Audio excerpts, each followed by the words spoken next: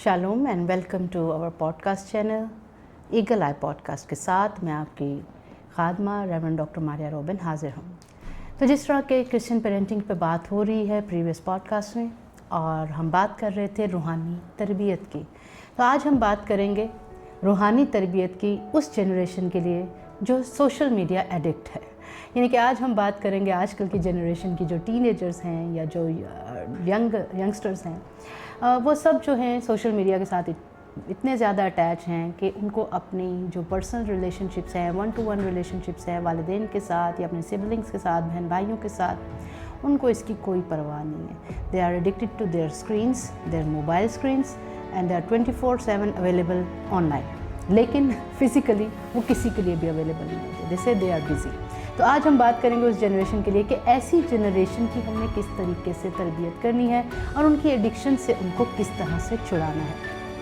हम देखेंगे इफ्सियों के ख़त में जहाँ लिखा है 5वां बाब 6ठा बाब उसकी 4थी आयत में, इफ्सियों का ख़त 6ठा बाब और 4थी आयत, जहाँ लिखा है, और ऐ औलाद वालों, तुम अपने फ़र्जंदों को गुस्सा ना दिलाओ, बल्कि खुदावंद की तरफ से तरबियत और नसीहत दे देकर उनकी परवरिश करो।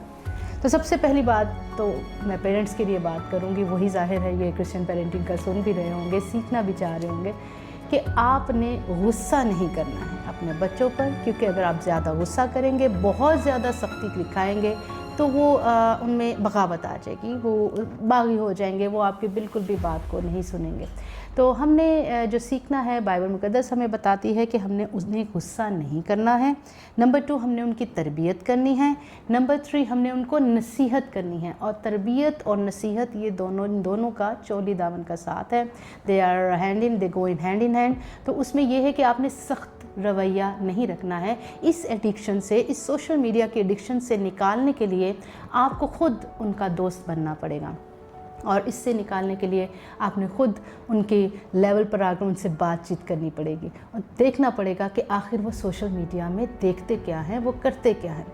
तो हम अगर आजकल की टिकटॉक जनरेशन या ये बूमरैंग जनरेशन जिसको वेस्ट में कहा जाता है, या मॉडर्न जनरेशन जो मोबाइल एंड डिजिटल मीडिया की जनरेशन है, अगर इसकी बात करें तो इसके अंदर गुस्सा 100% है और बर्दाश्त बिल्कुल 0% है, और सब्र भी इनका बिल्कुल 0% है। They can not wait, they can not cooperate. ये सब जो अच्छी चीज़ें एक इंसानियत की तरफ लेके जाती हैं, एक इंसानियत की तरजीहात को ज़ाहिर करती हैं कि आपके अंदर इंसानियत भी है, वो ये चीज़ें इनके अंदर नहीं हैं कि आप में किसी के लिए एहसास हो या दर्द हो या सब्र हो किसी बात के लिए या बर्दाश्त हो, और ईमान तो इनका बिल्कुल ही मुतज़लज़ल है।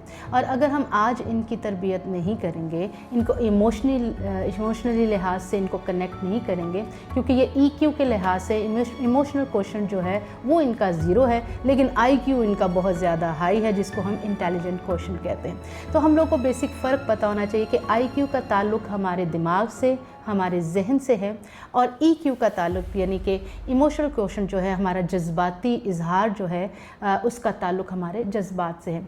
तो हमारी आजकल की जनरेशन इमोशनली डिस्कनेक्टेड है आप लोगों के साथ, यानी कि अपने वालिदैन के साथ, रिश्ते जो उनके हैं उसके साथ, और खुदा के साथ भी दे आर डिस्कनेक्टेड। इस तमाम चीज़ों को दोबारा से बहाल करने के लिए हमने जब अपनी औलाद को अप्रोच करना है तो बहुत ज़्यादा मोहब्बत से, नफ़ासत से, नसीहत आमेज़ तरीके से उनको अप्रोच करना है। अगर हम उनको गुस्सा करेंगे तो वो हमारे पास बैठना भी पसंद नहीं करेंगे।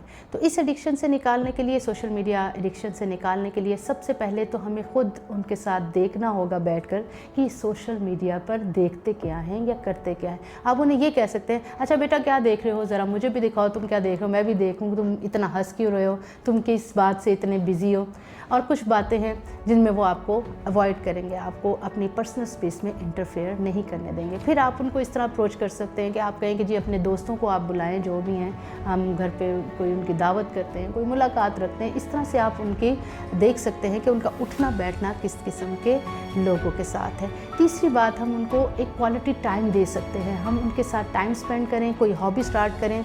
जैसे आप बच्चे को कहें, किसी बच्चे को कोई पेंटिंग का शौक़ है, तो आप उसके साथ पेंटिंग खुद साथ बैठ कर उसके साथ पार्टिसिपेट पार्टिसिपेट करें। और जब आप उसके साथ कोई पेंटिंग करेंगे या कोई आप म्यूज़िक करेंगे, म्यूज़िक का प्रोजेक्ट शुरू करें, या उसको कोई ऐसा ऑनलाइन दे दें, कोई सॉफ्टवेयर दे दें, या ऑनलाइन कोई ऐसा प्रोजेक्ट दे दें जो वो बच्चा इंटरेस्टेड है, तो उसमें वो बिज़ी होगा।